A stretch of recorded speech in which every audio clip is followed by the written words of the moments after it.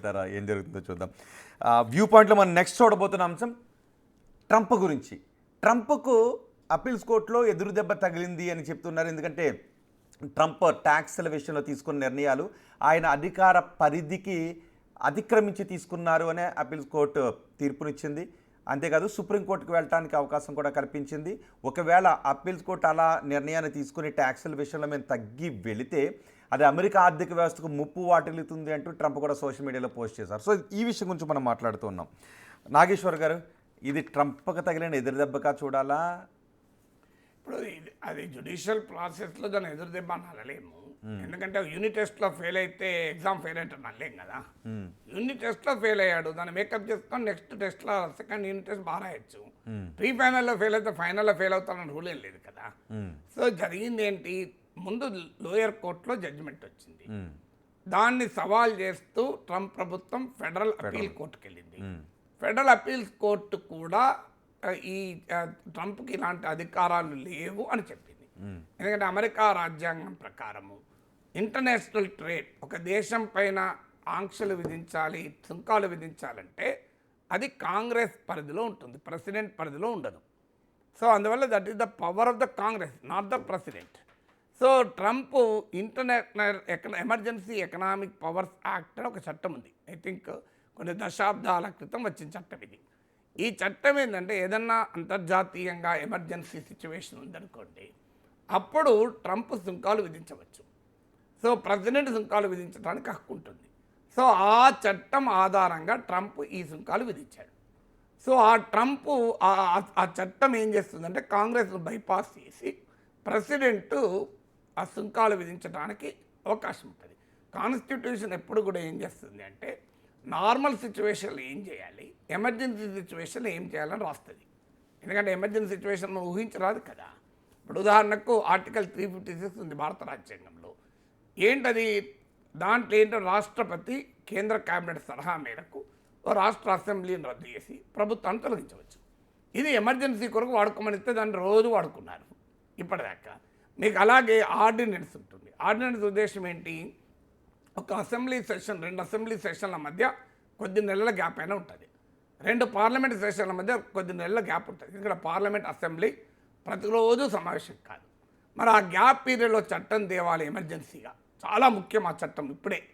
అప్పుడు ఏం చేయాలి ప్రభుత్వం, అందుకొరకు రాజ్యాంగంలో ఒక ఎమర్జెన్సీ ప్రొవిజన్ పెట్టారు. ఆర్డినెన్స్ ద్వారా మీరు ఆర్డినెన్స్ తీసుకొస్తే అది చట్టం కిందకే పరిగణిస్తారు. ఎంతవరకు, 6 నెలల వరకు. 6 నెలల తర్వాత ఏం చేయాలి, 6 నెలల లోపు దాన్ని మళ్ళీ అసెంబ్లీలో పెట్టి బిల్లుగా పెట్టి చట్టం చేసుకోవాలి. బీహార్లో ఏం చేశారు తెలుసా, విచిత్రం చెప్తాను. ఇలా 6 నెలలకి లాస్ట్ అవడంతోనే ఒక 1 డే గ్యాప్తో మళ్ళీ ఇస్తూ పోయారు ఆర్డినెన్స్. అట్లా 11 ఏళ్ళు నడిపించారు. సో ఒక ఎమర్జెన్సీ ప్రొవిజన్స్ ఎమర్జెన్సీ సిచ్యువేషన్లో వాడాలి. ఇప్పుడు ట్రంప్ ఈ ఎమర్జెన్సీ ప్రొవిజన్ ఇప్పుడు వాడాడు. కాన్స్టిట్యూషనల్గా అధికారం లేదా ట్రంప్కు ఉంది. ఆ ఎమర్జెన్సీ ఎకనామిక్ పవర్స్ చట్టం ప్రకారం కాంగ్రెస్ను బైపాస్ చేసి ప్రెసిడెంట్ టారిఫ్ విధించవచ్చు.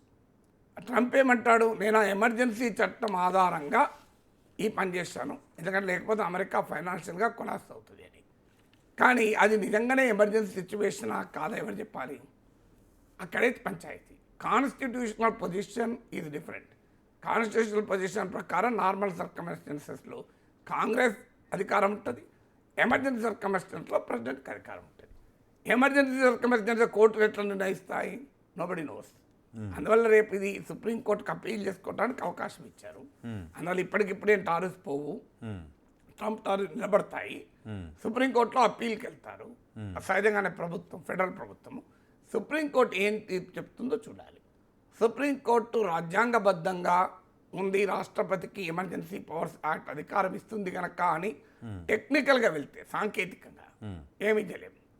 కాదు, ఇది ఎమర్జెన్సీ సిచ్యువేషనే లేదు, అందువల్ల కాంగ్రెస్కి అధికారం అని కనుక కోర్టు చెప్తే అప్పుడు ఇది అయిపోతుంది. అందువల్ల as of today Trump tariffs still valid.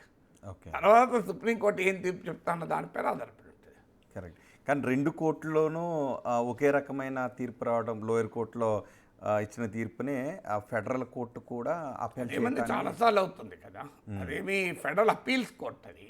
So అది చాలాసార్లు అవుతుంది. అది మన దగ్గర కూడా డిస్ట్రిక్ట్ కోర్టు ఒక రకంగా జడ్జిమెంట్ ఇస్తుంది, హైకోర్టు ఇంకో రకంగా ఇస్తుంది, సుప్రీంకోర్టు ఒక రకంగా ఇస్తుంది. Correct. రెండు హైకోర్టులు డిఫరెంట్ జడ్జిమెంట్లు ఇచ్చిన సందర్భాలు ఉన్నాయి. అవును. సుప్రీంకోర్టులోనే రెండు రకాల జడ్జిమెంట్లు వచ్చిన సందర్భాలు ఉన్నాయి. సింగిల్ జడ్జి ఒక రకంగా ఇస్తారు, డివిజన్ బెంచ్ ఇంకో రకంగా ఇస్తుంది హైకోర్టు సుప్రీంకోర్టులో. అందువల్ల అదేమి that doesn't say anything. Correct. అల్టిమేట్గా సుప్రీంకోర్టు ఏం చెప్తుంది అన్నదే పాయింట్. రైట్. చూద్దాం మరి సుప్రీంకోర్టు ఏం చెప్తుందో. నిజంగానే ఒకవేళ సుప్రీంకోర్టులో కూడా ట్రంప్కి ఎదురు దెబ్బ తగిలితే అది చాలా దేశాలకు ఊరట లభించినట్టు అవుతుంది, మన దేశంతో పాటుగా. నాగేష్